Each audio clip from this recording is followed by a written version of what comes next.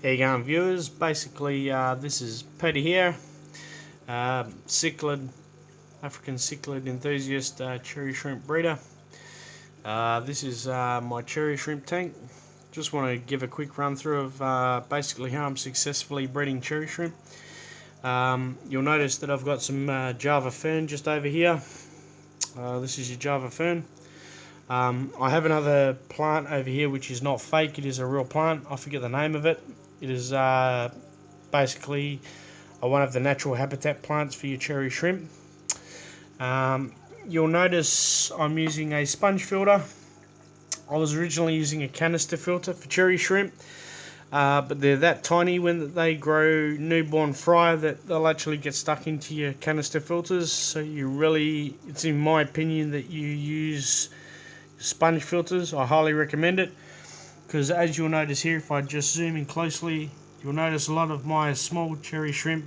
There's a big one just there, and there's some little ones at the top here eating some of the bacteria off the sponge. That's the ideal filtration you want to use for cherry shrimp. You'll notice I also have some driftwood. I've used a black gravel rock for my surface of my cherry shrimp tank, so that way that the actual cherry shrimp stand out more. You'll notice that we've got some big, that one for example there. A lot of people don't realise with cherry shrimp, it's quite the opposite with fish, for example. Cherry shrimp females are more brightly coloured than the males.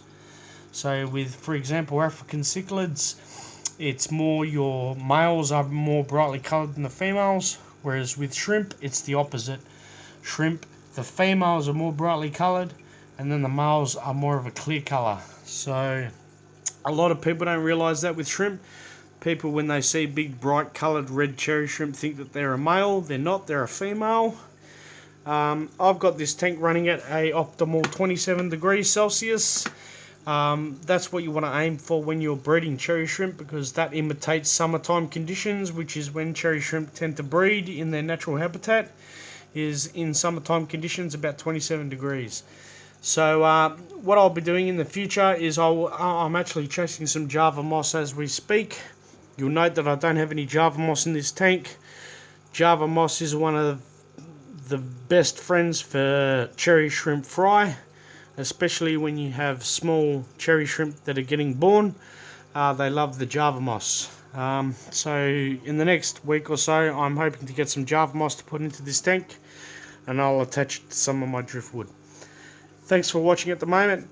This is my cherry shrimp setup. If you got any questions, feel free to reply on my YouTube video.